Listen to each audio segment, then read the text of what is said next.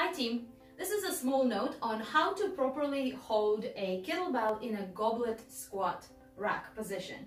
So I've been asked that recently by some of my clients who have competition style kettlebells and they don't know how to hold it for goblet squat. So as all you might know, the regular kettlebell, the hard style cast iron kettlebell, the way that you hold it for goblet squats is by the horns like this. It is designed for that. The handle is slanting so that you can grip it and comfortably pull your elbows in. Keeping your elbows in close is very important because it allows you to transfer power straight up from the elbow. If your elbows are flared, it makes it much more challenging. So if you're holding a competition kettlebell the same way, it will feel much more challenging because your wrists have to be bent awkwardly, or you have to be sticking your elbows out in order to keep your wrists neutral. So that kind of position is not very conducive to heavy goblet squats or to safe position for the wrist. So there is a number of positions that people revert to when they're using competition kettlebell. And I'm just going to go over some of the positions advertised on YouTube that's been brought to my attention and why I don't think that some of those positions are very effective. So first position that I saw on YouTube is like this. So people hold the kettlebell and then they squat with it.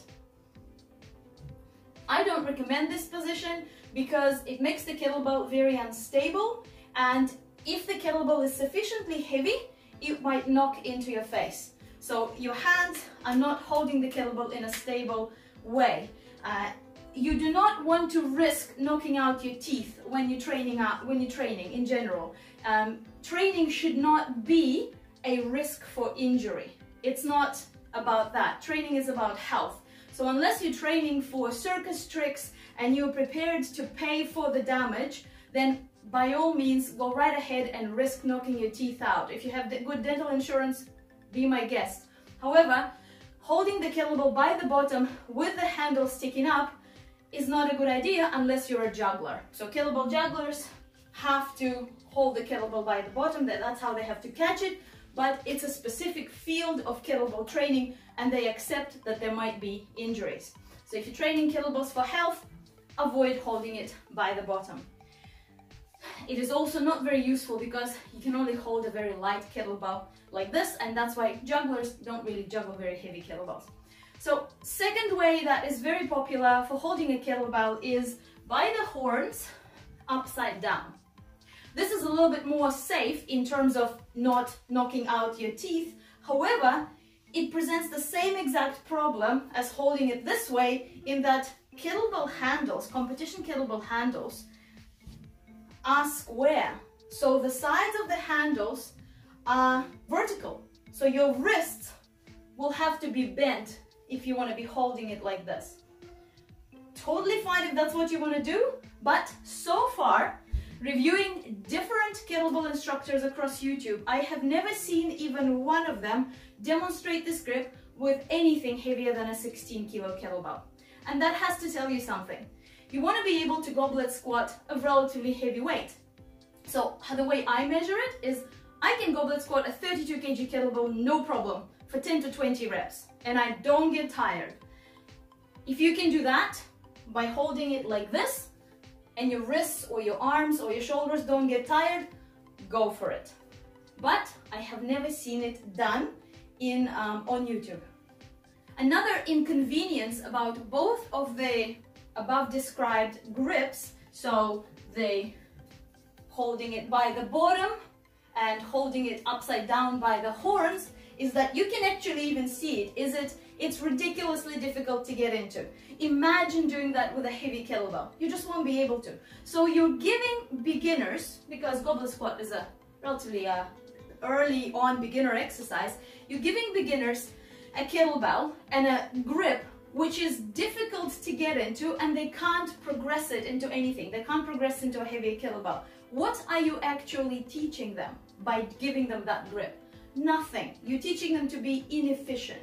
So the grip that I recommend with a competition style kettlebell, and in fact you can use it with a regular kettlebell as well, that's how universal it is if you like to call it that, is the sandwich grip. And I'm demonstrating it on a 24, but I can just as easily grab a 32 from my filming studio and do the same thing. So sandwich grip, you swing the kettlebell, you put it on your hand, and then you sandwich it.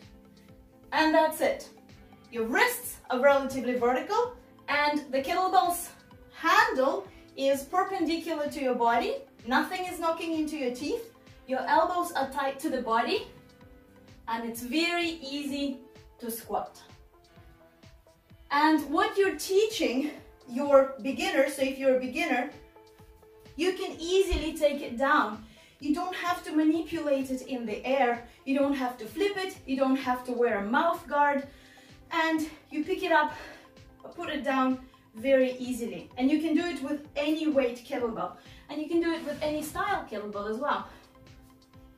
Grab it, sandwich it. Very easy.